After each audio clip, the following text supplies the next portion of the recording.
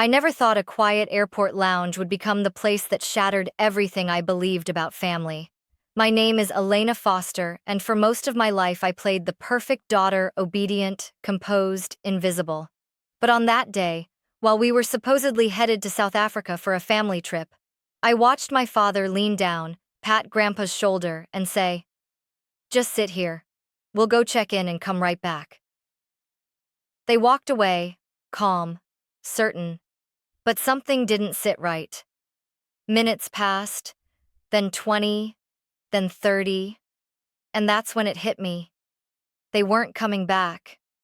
My grandfather, confused, frail, already fading into the fog of Alzheimer's, was being abandoned right there in the middle of the terminal, left like luggage nobody claimed. I didn't think, I just ran. And what I saw when I found him changed everything I thought I knew about love, loyalty, and the true meaning of home. Growing up in Omaha, Nebraska, my life looked perfect from the outside. Two-story house with white shutters, freshly cut lawn. My dad, Dr. Leonard Foster, was a respected cardiologist who liked his shirts crisp and his children quieter than the machines in his hospital wing. My mother, Patricia, stayed home, though not to nurture. She hosted fundraisers, baked for school galas, and reminded you often that presentation is everything. I was their firstborn, the responsible one, the straight A student with perfectly combed hair and piano competition ribbons hung above her bed like battle medals. Every family photo showed us smiling, but no one noticed how I always folded my hands too tightly, as if bracing for something. In our house, love wasn't spoken. It was measured in achievement, in silence, in how well you played along. But Grandpa William, he was different. He was the only one who ever told me, "You don't need to earn love, Elena. Just be." Every Sunday when I was a child, he'd take me to the park while my parents were at their social club. We'd feed ducks and read books under the elm tree by the lake. He called me Laney, a nickname no one else was allowed to use.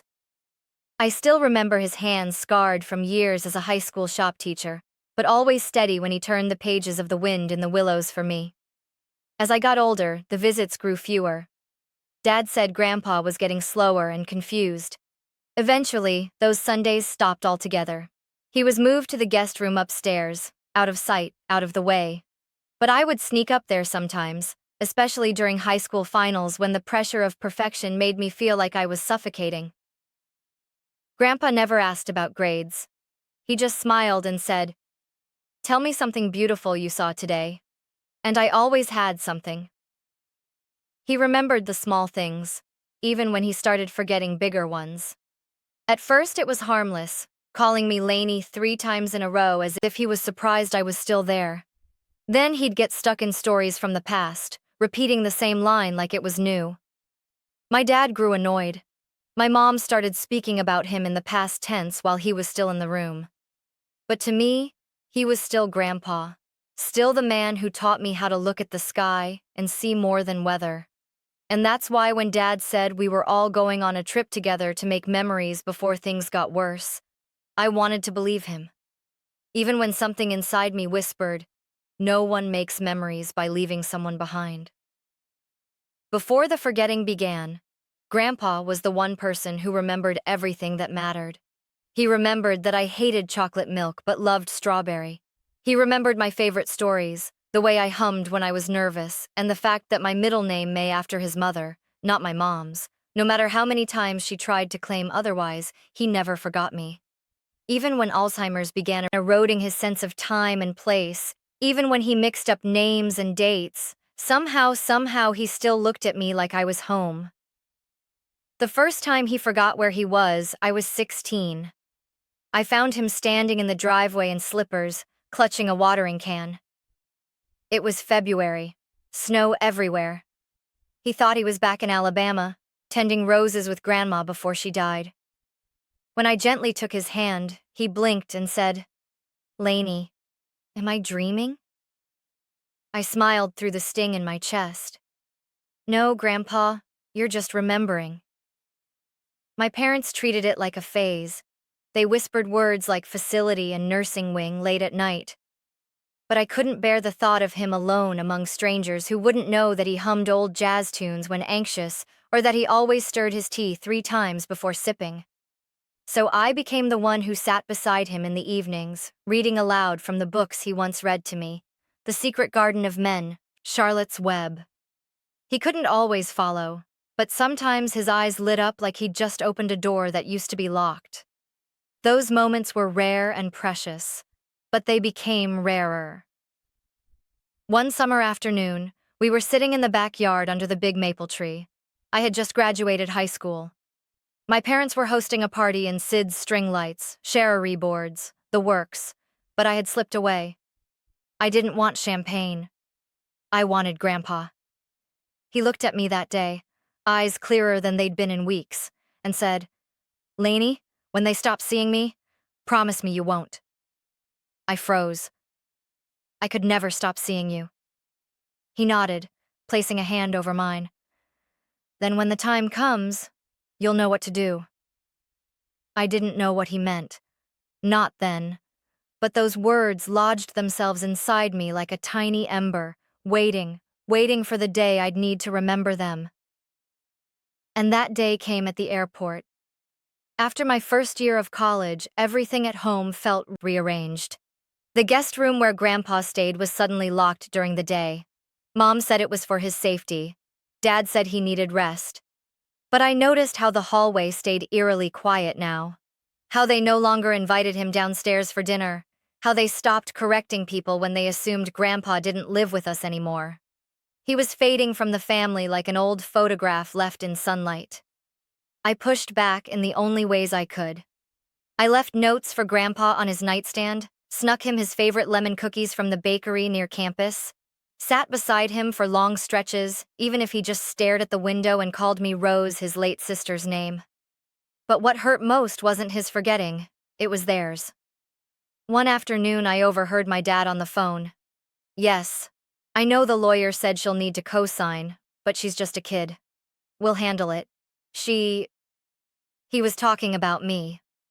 I waited until he left the room, then tiptoed in and peeked at the papers on the counter. Medical directives, estate planning. They weren't just preparing for Grandpa's decline, they were preparing to transfer everything away from him and me. That night I confronted them.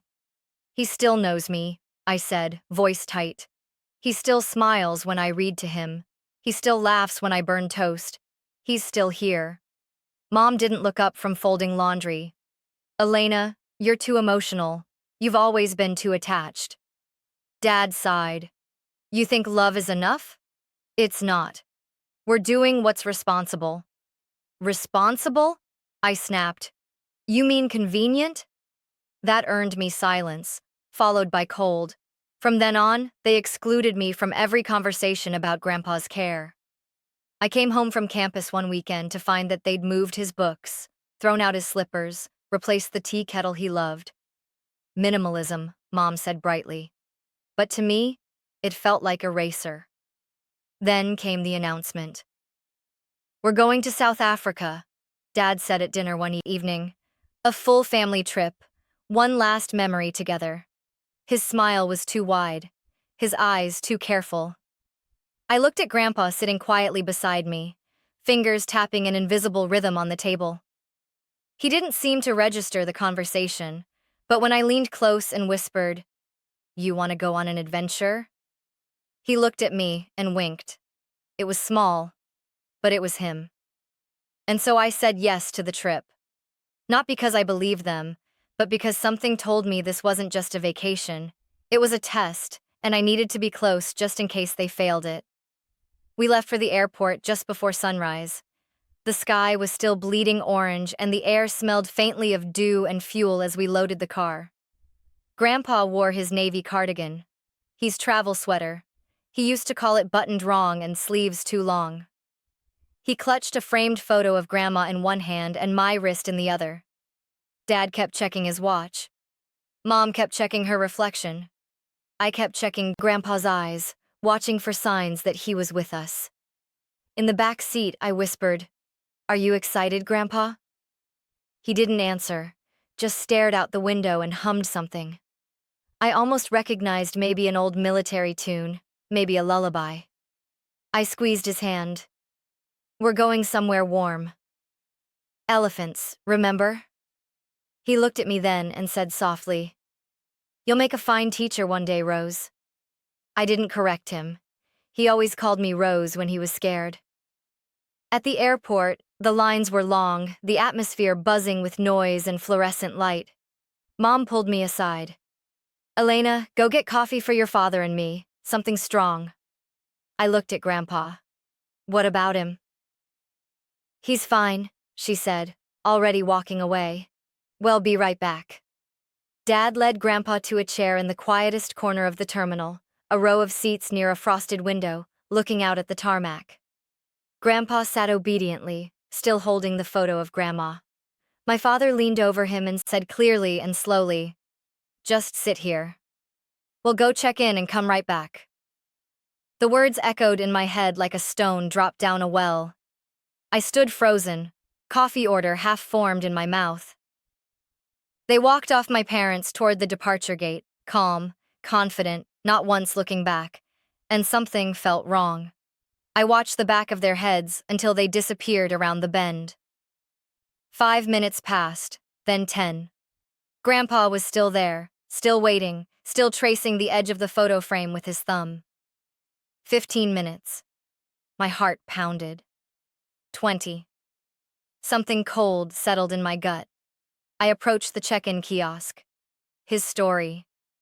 "Has the Foster party already checked in for flight?" The woman behind the desk typed, "Yes. Checked in and cleared." My breath caught. "All of them?" She nodded, then added, "Boarding should begin in about 20 minutes. I backed away, numb. They weren't coming back. They had no intention of ever coming back. A 100 ft away, my grandfather sat alone in a sea of strangers. He didn't know what was happening. Didn't know where he was. He only knew they'd said, "Wait for us." And so he waited, because that's what loyal people do. I started walking, then running, pushing through the crowds. My throat tightened. I had always believed betrayal would be loud, slammed doors, screamed words. But betrayal, I learned, is quiet. It walks away calmly while you're still smiling. I don't remember deciding to run. My body just moved. The clatter of luggage wheels and boarding calls faded into static as I sprinted back toward the quiet corner where Grandpa sat. I saw him there, still in the same chair, shoulders slouched, eyes scanning the crowd like a child waiting for a parent who'd forgotten them. "Grandpa," I gasped, dropping to my knees in front of him. "It's me. It's Elena." His eyes flickered with recognition, then confusion. "Rose," he whispered, voice dry. "It's okay," I said, holding his hands, which had gone cold. "I'm here. You're not alone." He looked around, bewildered. "Where did your father go? He said he'd come right back. Am I supposed to go somewhere?" My throat tightened. "No, you're supposed to stay with me. That's all." He gripped my hands tighter, trembling. I was so scared, Lainey too. Didn't know what to do. I wanted to scream. Not at him. At the people who had walked away so easily, who had packed their passports and printed boarding passes and made peace with abandoning the man who once carried them on his shoulders, who taught them how to fish, who stayed up when they had nightmares and paid for their first cars. I stood and pulled him up gently. "Come on, Grandpa, we're leaving." He hesitated, looking down the terminal toward the gates. "Aren't we going on a trip?" "Yes," I said, wrapping his scarf around his neck, but not the one they planned. As we walked toward the exit, I heard my name. "Elena?"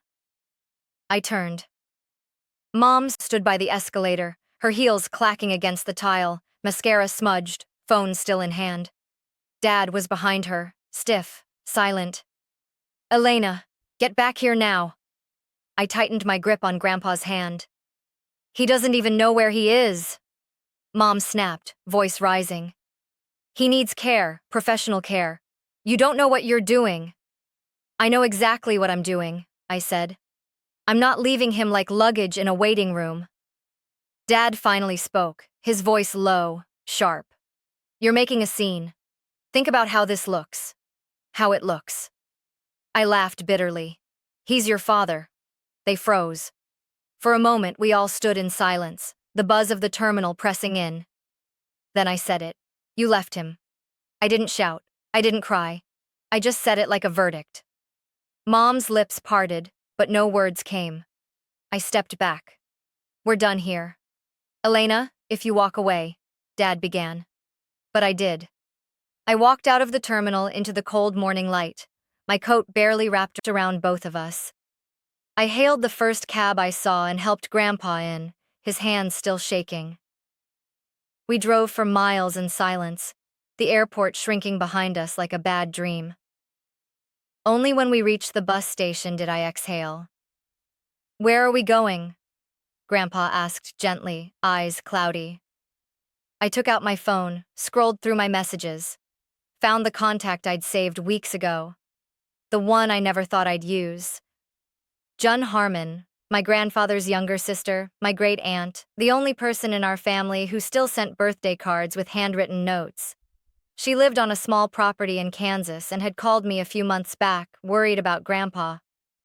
If anything ever happens, Elena, you call me, she'd said. Don't let them talk him away. I called. She answered on the second ring. June, it's Elena. Grandpa needs you. We need you. Her voice broke. Tell me where you are. I'll be waiting. I bought 2 bus tickets for the next departure. The station was nearly empty. I helped Grandpa into a seat, wrapped him in my scarf, and rested his head on my shoulder. He fell asleep before the engine rumbled to life. We rode into the sunrise, past fields and telephone poles and sleepy towns. I watched the landscape change, but I didn't feel lost. Not anymore. We were going somewhere we'd be seen, somewhere we'd belong. For the first time in my life, I wasn't following my parents. I was choosing. And that choice, though terrifying, felt like coming home. The bus pulled into the tiny station in Holton, Kansas, just after noon. It was quiet, almost too quiet after the blur of terminals and engines, but I welcomed the stillness. Standing on the platform was a small, sturdy woman in a denim jacket, silver hair pulled back, holding a cardboard sign that read, William plus Alina in shaky black marker. June Harmon. She dropped the sign the moment she saw us. Oh, Billy, she gasped, rushing forward. Grandpa blinked at her, then smiled more recognition than I expected. Junebug, he said weakly. She laughed through tears. Still remember that, huh? He reached for her hand. You got old. And you didn't? She teased, wrapping him in a hug that made something in me loosen. For the first time in days, I let go of the breath I didn't know I'd been holding. We drove down 2-lane roads flanked by open fields. Her house sat at the edge of town, a modest 2-bedroom with chipping white paint and a wide porch that looked like it had seen decades of stories. There was no formal plan, no intake forms, no talk of burden, just warm soup, clean sheets, and the kind of silence that wraps around you like a quilt knot. The cold kind I knew from home. That first night, I sat on the porch while Grandpa napped inside. June brought out 2 mugs of tea and sat beside me, her joints creaking like the old rocking chair. You did the right thing, she said quietly. Even if they don't see it now, especially if they don't. I nodded, though I hadn't even told her everything. You're welcome to stay as long as you need, she added. This house may be small, but it has space for people who see each other. I didn't cry. I just stared at the stars, and for the first time I felt like they were staring back, not through me. Over the next few weeks, I helped with whatever I could. Grocery runs, cooking, laundry. I took Grandpa for slow walks around the block when the weather was nice. He didn't always know where we were, but he always held my hand. Sometimes he'd call me Rose, other times Lainey. And every now and then, rare, fleeting, he'd look at me with clear eyes and say, Elena, those moments felt like gold dust, proof that something of him still lived beneath the fog. At night, I started journaling, not for school, not for therapy, just to remember. I wrote down things Grandpa said, things June cooked, things I never wanted to forget. Because for once, forgetting wasn't just his fear. It was mine, too. And I was finally in a place where remembering was allowed. By spring, the rhythm of life in Holton had settled around me like a second skin. Each morning I'd wake before the sun, help June make oatmeal, and sit with Grandpa as he slowly stirred his spoon, sometimes forgetting what to do next. I'd remind him gently, no frustration, no shame. And on the good days, he'd hum while he ate, sometimes even tell a half-finished story about fishing with his brothers, or the time he dropped his wedding ring in a loaf of bread and never told Grandma. June started calling us, the quiet trio. We didn't need much noise, just presence. I enrolled in a part-time nursing assistant course at the local community college. Not because I planned it, but because something in me had shifted like a compass finally pointing north. Caring for Grandpa no longer felt like sacrifice. It felt like inheritance. One afternoon, June found me in the kitchen pouring over homework about dementia patient care. She sat down a plate of cornbread and said, "You know, I think you were always meant for this." I shook my head. "I'm not strong enough. I cry too easily. I get overwhelmed." She smiled. "And yet, here you are." When my clinical rotation began, I started visiting the local memory care unit. Most of the residents didn't know who I was, but when I read aloud, their eyes softened. When I brought Grandpa's old radio and played his favorite jazz station, some of them tapped their fingers to the beat. One woman, Margie, thought I was her daughter every time I walked in. I never corrected her. I just sat and listened as she told the same story about her wedding day in 1952. Each retelling felt like a thread from a tapestry she was afraid would unravel. It made me think of Grandpa. Even as his memory faded, he still felt. He still reached for my hand, still flinched at loud noises, still smiled at birdsong. And maybe that's the part no one teaches you in textbooks. That memory isn't always in fact. It's in feeling. One day, as I wheeled Grandpa into the backyard, he turned to me unexpectedly lucid. "You're doing good, Leniani," he said, eyes bright. "Real good." I knelt beside him. "I wish I could have done more." He shook his head slowly. "You did the one thing that mattered. You stayed." That night, I printed the photo we took together at the bus station. Him smiling, bundled in my scarf, eyes closed in the sun. I placed it beside my bed, not because he would remember, but because I would. Because this chapter of my life, born from pain and defiance, had become something bigger. Not an escape. A homecoming. The morning Grandpa passed. The house was silent. I found him in his chair by the window, hands resting on a worn blanket, the radio playing soft jazz in the background. His framed photo of Grandma was still on the table beside him. His eyes were closed, his face peaceful like he just dozed off mid-story. I didn't cry at first. I just sat beside him, held his hand, and whispered, "You can rest now. I'll remember the rest for you." We buried him under the oak tree behind June's house, his favorite spot. The ceremony was small, just June, a few neighbors, and me. I didn't invite my parents. Not out of anger, out of clarity. They hadn't been part of his final chapter. They didn't earn a place in its closing. But a week later, I went back to Omaha. I needed to return, not for them, but for me. I rang the doorbell of the house I grew up in. It looked smaller somehow, like a stage after the curtains closed. Mom opened the door, eyes wide. Elena. She looked like she hadn't slept in days. Dad stood behind her, arms crossed, but not defiant, just tired. "I heard," she said softly. "About your grandfather." I nodded. He passed peacefully with people who loved him. She looked down, hands wringing. "We didn't mean to." "You did?" I interrupted gently. "You meant to leave him at the airport. And you would have done the same to me if I hadn't followed your script." Dad stepped forward. "He didn't remember you most days. It wasn't personal."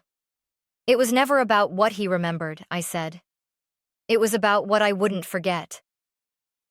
I reached into my bag and pulled out the envelope June had handed me the day before. Grandpa's revised will, a quiet letter tucked inside, his life savings, his pension, and a note that read, "To Elena, you were the only one who stayed. My love belongs with you. Keep remembering, Grandpa." I handed it to them without a word. Their expressions shifted shock, then guilt, then something more complicated. "I'm not here to fight," I said. "Just to let you know that I'm okay and that he was too." I turned to leave, but Mom grabbed my wrist. "Elena, will you come home?" I looked her in the eyes, really looked, and for the first time I saw not cruelty, but emptiness. A woman who built a life around control and now stood in its hollow center. "I am home," I said, "in Holton with the people who remembered me before I had to earn it." Back in Kansas, I returned to my studies, my patients, and the porch where Grandpa once sat. I opened a reading circle for children and seniors. I kept the photo of him and me on the wall beside my nursing certificate, and every night I whispered to the stars. I didn't let go because in choosing him, I chose myself, and that will always be enough.